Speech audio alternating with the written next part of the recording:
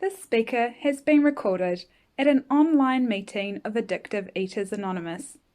You can email us at contact@aeainfo.org. Lovely to be at the meeting and to see everybody as always. And yes, it's a joy to be sober and to be alive. Thank you, God.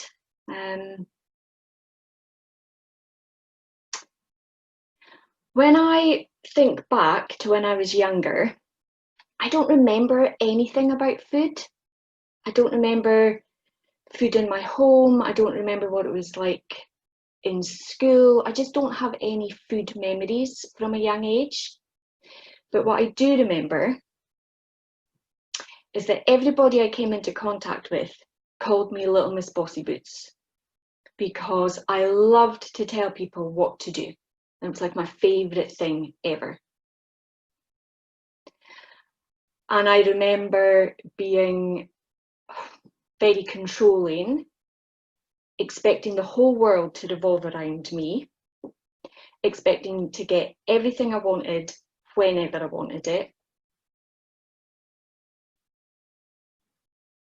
and having a real sense of entitlement.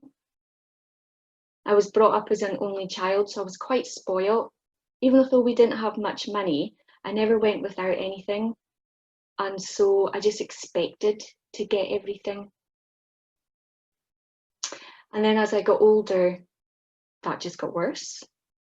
I do also remember in school, in primary school, being really self-conscious and very aware of what I looked like, and always thinking that I was overweight. And I would never take part in PE, in gym classes or in school sports because I knew that I was too fat and I knew that I wouldn't do well, so I just wouldn't take part. But when I look back at photos of myself in primary school, I was actually a normal weight. So it was always my perception that was wrong.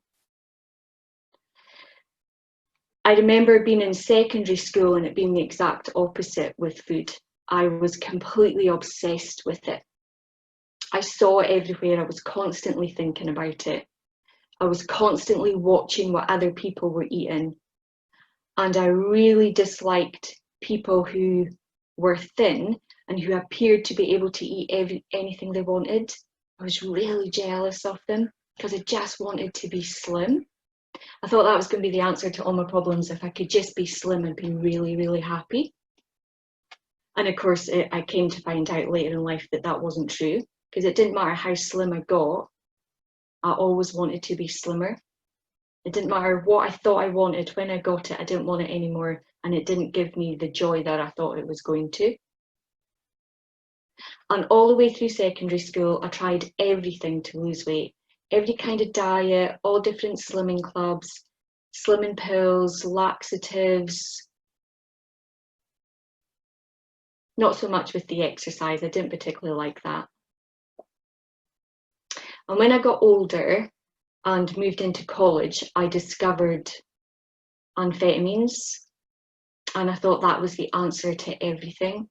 So for the next 13 years, I just drank and drugged and partied and maintained really good weight loss because the amphetamines just took the hunger away. So I could eat whatever I wanted and still stay slim. I thought I'd find the answer to life. So food was very much anything and everything in large quantities, takeaways for breakfast, loved a takeaway for breakfast, binged on all kinds of what I classed back then as goodies. And then we'd just go out and party, take more drugs and just keep the weight off. And it was, I thought it was great. And in that 13 years that I partied, I was constantly in fear of something, anxious, depressed, felt lonely, felt isolated,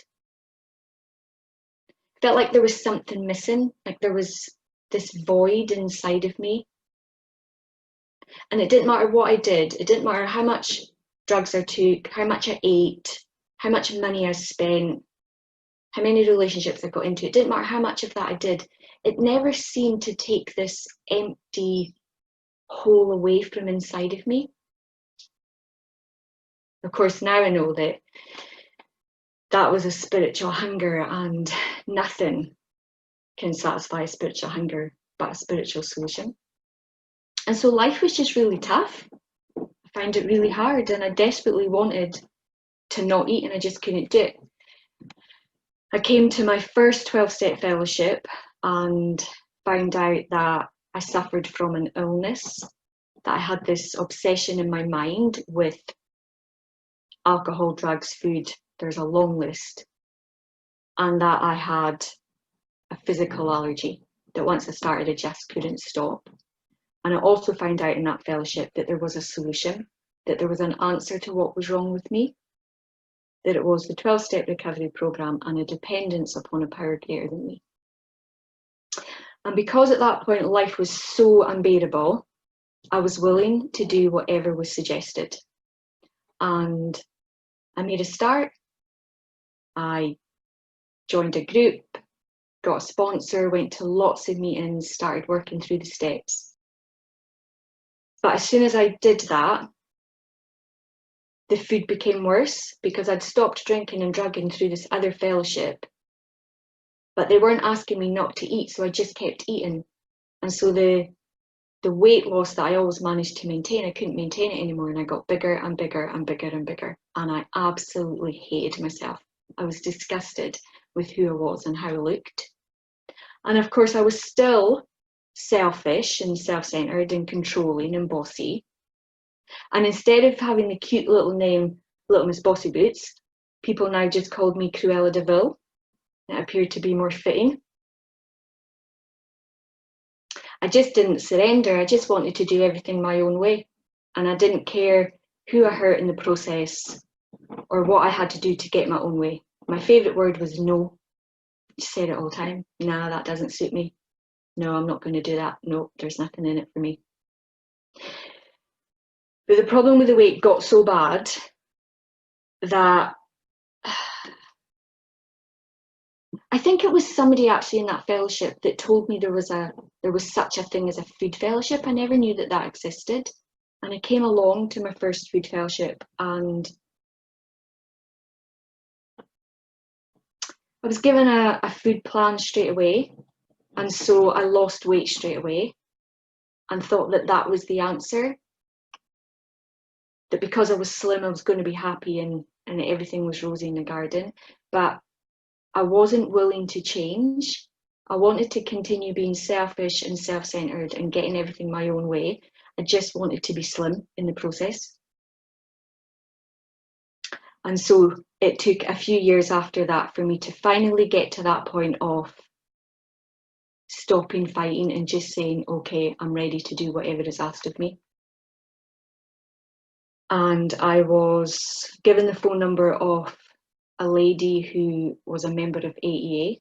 And she was the first person that ever said to me that sobriety was getting out of food and all mind-altering substances. And for me, that includes behaviours as well. And it was such a relief when she said that to me because nobody else had ever said that. And I knew I had a problem with lots and lots of different substances and behaviours. And so even though the fear was there, because I didn't want to stop, the relief and the want to stop was bigger than the lie in my head. I hope that made sense. And so I had to learn how to follow direction. I had to learn to do whatever was asked of me, even when I didn't want to do it. And I believe that that was the beginning of me getting well. My ego was right-sized, and that was so painful. It really was more painful than not eating. But the woman that I called, she became my sponsor, and whatever she asked, I did. Even though internally I was throwing a tantrum, I just did it. And somewhere along the way, the want to do what she was suggesting just came, and I wanted to do what was asked of me. And somewhere along the way, I just started to get well. And today I can honestly say, I love life. I love being alive. I love being a member of AEA. And I never thought I would say that, because in the early days, I just thought it was all too extreme and what was asked of me was too difficult. And actually, that was the lie that I was believing. It's a joy to be a member of AEA today. I'm so grateful that I was able to just let go of trying to control things. I'm grateful today that I was given a weighed and measured food plan so that I didn't have to think about food or make any decisions around it. I'm grateful today that I was asked to get up early in the morning and have some quiet time with God. It's one of my favourite things to do today. I'm really grateful that it was suggested that I get to many meetings, and I still do that today because I love going to meetings. I'm really grateful that people kept saying to me, stop thinking and go and help somebody else, because that's the answer today, is to not pay attention to the voice that's in my mind, to get into action and go and do something for someone else. And when I do that, I feel the joy of it. Life's really good. You know, since I came into recovery, I don't have a problem with anxiety or depression or loneliness. I'm not gripped by fear. I have a relationship today with a power greater than me, and I really hope and believe that my life is grounded and rooted in that power. And I love to pause as I go through my day and just be still and listen to the quiet voice within, and then just do the next thing in front of me. And that's all I've kept doing since I've come here. I just keep doing the next thing in front of me. And before my eyes, life has continued to get better. And I know that it is all thanks to this 12-step program and the relationship that I have with God. So I'll leave it there. Thank you very much for asking me to share. Thank you so much, Claire.